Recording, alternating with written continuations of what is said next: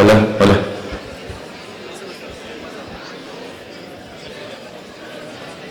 ¿Qué? No, se va a mover. No, es que ya necesito para hablar este micrófono. No, porque está conectado con cables, es que cuidado. Buenos días, bienvenidos, bienvenidas. Gracias por su presencia. Quien va a iniciar esta parte del evento en este lugar, en el InStage, es el doctor Alex Camacho Vázquez. Él es máster en gerencia de salud y tiene otros estudios de posgrado en administración, políticas y gestión de salud, así como en gerencia social y políticas de discapacidad. Su experiencia reciente en la vicepresidencia de la República, desempeñándose como secretario general, subsecretario de proyectos, asesor médico y gerente de la misión Joaquín Gallegos Lara, así como coordinador nacional de la misión solidaria Manuel Espejo, le permiten el conocimiento profundo desde lo operativo hasta lo gerencial para asumir los retos que plantea hace un año ya la Secretaría Técnica de Discapacidades.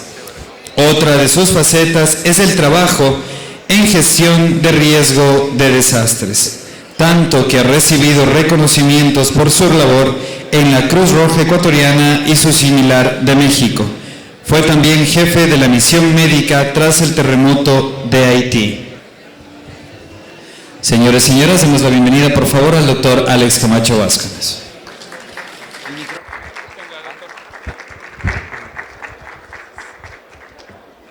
Muy buenas tardes con todas y con todos. Gracias por la invitación a compartir con ustedes un poco lo que hemos desarrollado dentro de la gestión de riesgo de desastres con una perspectiva inclusiva, enfocado a las personas con discapacidad. Rápidamente comentarles lo que la Vicepresidencia de la República ha desarrollado en estos 4 años en materia de discapacidad. Tuvimos la oportunidad de hacer un estudio biopsicosocial clínico genético de las personas con discapacidad, georreferenciar alrededor de 300,000 personas y con este proceso haber atendido en lo que se refiere a entrega de ayudas técnicas, construcción de vivienda accesible y que suma básicamente un total de alrededor de 300,000 beneficiarios. Con este proceso hemos trabajado también en temas de prevención, hemos desarrollado amplia política pública desde la Ley Orgánica de Discapacidades, entre otros elementos. Este programa justamente fue realizado en el marco de lo que nosotros llamamos la misión solidaria Manuela Espejo. Bueno, este es un trabajo, vamos a presentarles el día de hoy la experiencia práctica de lo que hemos desarrollado entre desastres y discapacidad, un trabajo conjunto realizado entre varias instituciones, principalmente con el Gobierno Autónomo Descentralizados del Cantón Baños y la Secretaría, por supuesto, de Gestión de Riesgo, entre otras instituciones. ¿Por qué trabajar en desastres y discapacidad? Un 15%, como ustedes saben, según el Informe Mundial de Discapacidades, tiene discapacidad en el mundo, un 15% de la población mundial, y en el país son más de 350,000 personas con discapacidad y que por ende están expuestos a algún tipo de riesgo. Sin duda alguna conocemos que los desastres afectan por igual a todo tipo de población, por igual a toda la población, y sin duda alguna los grupos de atención prioritaria, hay que señalar que en la Constitución del Ecuador se saca el nombre de grupos vulnerables y se los posiciona como grupos de atención prioritaria. Estos grupos tienen necesidades particulares en muchos aspectos y más aún cuando hablamos de desastres y discapacidad. Y por supuesto, sin duda alguna, el impacto es mayor para este grupo poblacional. Ya lo demostró cuál era la tasa de letalidad que ocurrió en el último terremoto de Japón. En cuanto a la tasa de letalidad, fue 2 veces superior al resto de la población en personas con discapacidad. Lo que se refiere a grupos de atención prioritaria, si tomamos los diferentes momentos en lo que se refiere al proceso de la gestión de riesgo de desastres, desde el análisis a la recuperación, sabemos que sin duda alguna nunca son parte o no han sido generalmente parte de la planificación.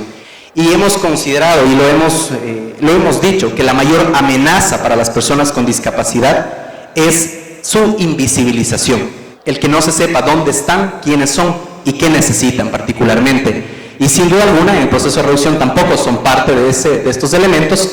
Y en la respuesta propiamente dicho, en la preparación y respuesta propiamente dicha, no se consideran sus necesidades, existe deficiente comunicación e información hacia las personas, y es que las barreras de comunicación e información a través de los medios no siempre es de esta forma.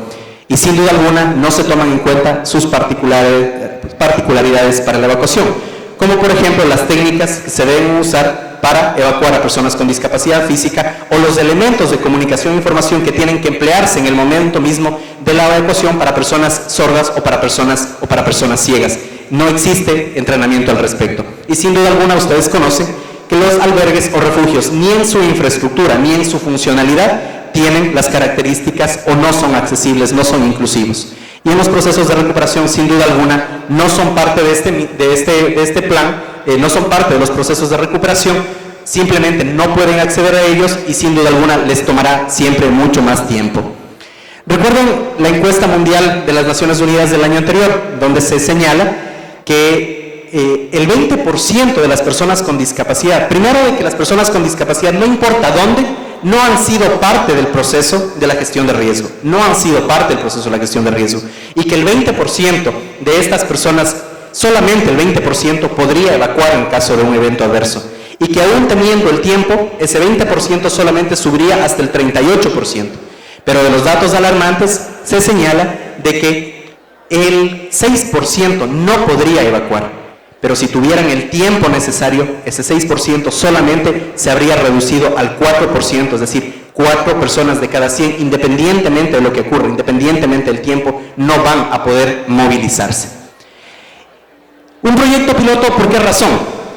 Porque cuando empezamos a trabajar en este proceso el año anterior, justamente alrededor de un trabajo que realizábamos con Daniel Arteaga, y con Rodi Camino, Alejandro Santander en la OPS, habíamos evidenciado que es muy poca la información práctica que existe al respecto.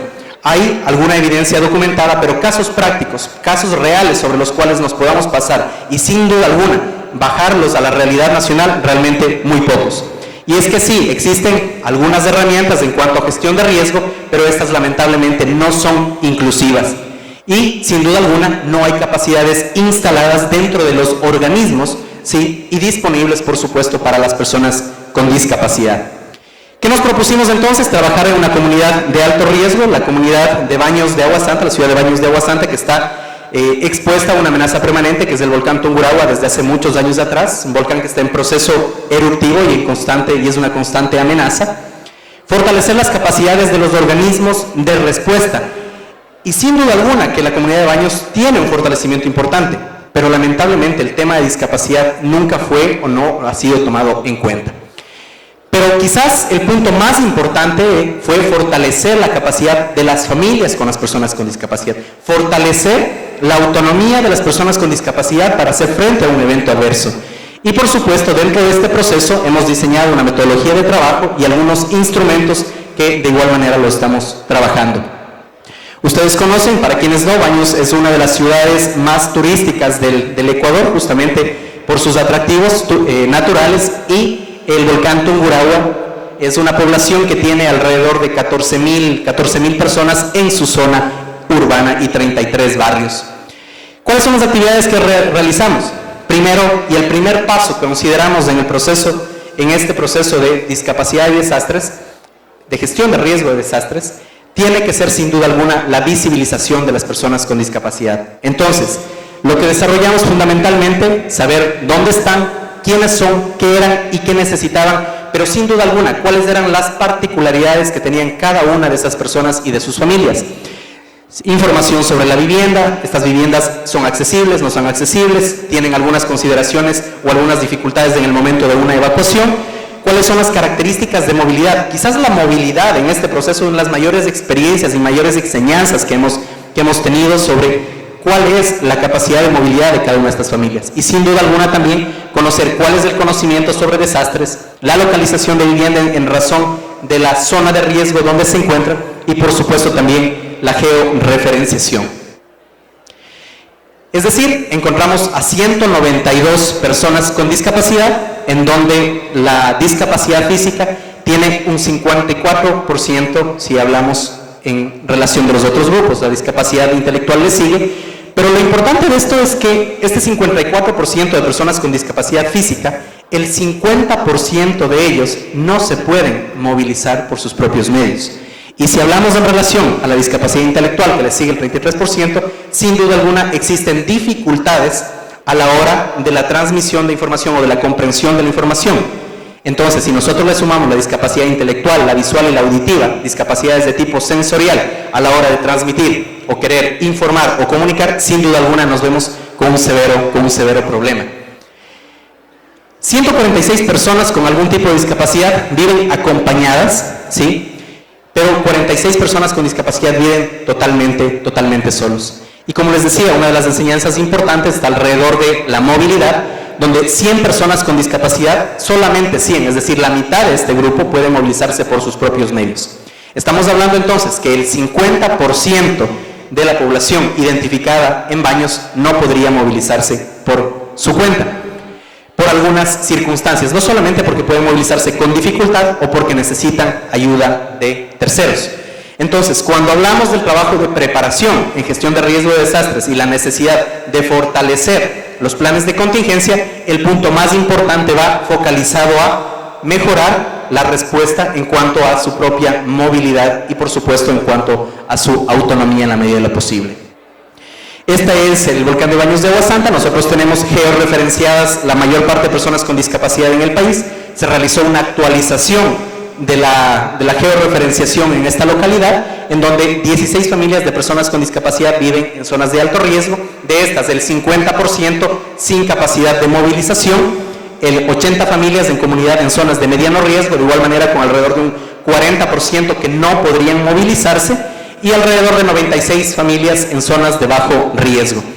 ¿Qué es lo que se desarrolló entonces? Un plan de contingencia implementado, no el plan tradicional en donde se realizan las convocatorias a las personas con discapacidad para que sean parte del plan. Eso no funciona, es decir, un proceso de convocatoria para que sean parte de la construcción participativa, por muy buena intención de la convocatoria, pero eso no tiene resultado. Entonces, lo que se desarrolló son planes familiares de contingencia inclusivos en cada una de las familias, con cada una de las personas con discapacidad. Es decir, 192 planes familiares en donde tuvimos la posibilidad de desarrollar algunas herramientas para poderlo construir con la propia familia, con las propias personas con discapacidad, no solamente con la elaboración de los mapas, sino también con la actualización de toda la información que permanentemente se lo puede desarrollar. En la ciudad de Baños, lógicamente, ha venido trabajando en un proceso interesante por más de 15 años. Sin duda alguna existe un plan de contingencia. Se revisó ese plan de contingencia con la Secretaría de Gestión de Riesgo y las entidades locales. Era claro lo que íbamos a encontrar, sin ningún elemento relacionado a grupos de atención prioritaria, particularmente discapacidad, y es por esa razón que realizamos un plan de contingencia inclusivo, un anexo que ha sido incorporado a ese plan, en donde está la ubicación exacta de las personas con discapacidad, el tipo, la afectación para la movilidad que tienen cada una de ellas, y por supuesto las acciones de respuesta principalmente en el ámbito familiar y de los organismos. Y este proceso ha sido validado a través de un ejercicio de simulación, pero la simulación que se la realizó realmente, la más importante, fue la que se desarrolló en cada uno de los hogares y luego posteriormente, si lo queremos ver de otra forma, los simulacros realizados, los 192 simulacros realizados con cada una de las personas. Pero también hay uno de los aspectos más importantes y es la invisibilización de las personas con discapacidad, uno de los grandes retos que hay que enfrentar. Romper las barreras de la comunicación y la información es mucho más quizás importante. Y es por eso que no solamente se ha trabajado con los medios de comunicación a nivel local para la transmisión de los mensajes por diversas formas, para que los videos sean subtitulados, sino también que se formó a los equipos de respuesta de Baños, ¿sí?, en el ámbito prehospitalario, hospitalario, entre otros, en lengua de señas y en cómo trabajar con las personas con discapacidad a la hora de un evento adverso. Por favor, si le damos un pequeño clic. Entonces, sabemos claramente, y esta es una herramienta que se ha puesto a disposición de los organismos de la ciudad de Baños, dónde están cada una de las personas con discapacidad, y no solamente están georreferenciadas según su zona de riesgo, sino también que tenemos la posibilidad de saber todos los datos, desde sus datos personales, género, qué tipo de discapacidad tienen, viven solos, no viven solos, dirección exacta, teléfonos, etcétera, entre otros elementos. ¿Qué es lo que estamos elaborando en este momento? Es un proceso que está construyéndose, es una guía de atención a personas con discapacidad en caso de emergencias y desastres, un manual de primeros auxilios accesible en formato braille y a través de lengua de señas. Toda la guía metodológica de este proceso, que esperamos tenerlos no más allá de 60 días, y por supuesto también un plan de acción específicamente relacionado a albergues inclusivos. Entonces, sin duda alguna, y tomando en consideración que los sistemas de alerta y de alarma son importantes, pero en este grupo poblacional la clave no está ni la alerta ni la alarma. La clave es, sí, generar capacidades para la movilidad, es decir, mejorar la autonomía familiar. Sin duda alguna, se deben realizar guías de instrumentos inclusivos, un proceso que tendrá que ser validado, comparado con el otro piloto que estamos desarrollando en la provincia de Imbabura, al norte del país, con otras características.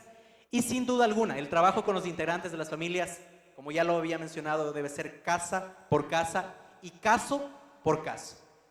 Además, que los planes tienen que ser sin duda alguna universales, pero con las consideraciones y particularidades. Cuando hablamos de gestión de riesgo y discapacidad, decimos sí, están las personas con discapacidad y hay que tomarlos en cuenta, pero ya a la hora de que se realiza una simulación, se realiza un simulacro, a la hora que se hace una validación de todo ese proceso, se da y se toma en cuenta que hay que tener las consideraciones que hemos mencionado anteriormente. Y sin duda alguna, es importante la calificación y preparación de los organismos. No solamente en el tema de lengua de señas, como mencionábamos, o cómo tratar a una persona ciega en el momento de una evacuación, sino incluso técnicas específicas, por ejemplo, de extricación o de rescate que deben aplicarse a las personas con discapacidad física, por ejemplo, personas con lesión medular, entre otras, porque el resultado de este proceso podrían resultar también otras lesiones como conocemos. Entonces, para resumir, hay que trabajar muchísimo en la autonomía, generar, por supuesto, una cultura de prevención y preparación fundamentalmente con el enfoque que hemos señalado, y además vamos a, creo que será una de las interesantes experiencias en los próximos meses, dado que estamos implementando la estrategia de rehabilitación basada en la comunidad en 90 de los 140 distritos del país, que sea uno de los mecanismos justamente para fortalecer este proceso. La familia es quien interviene y apoya a las personas con discapacidad.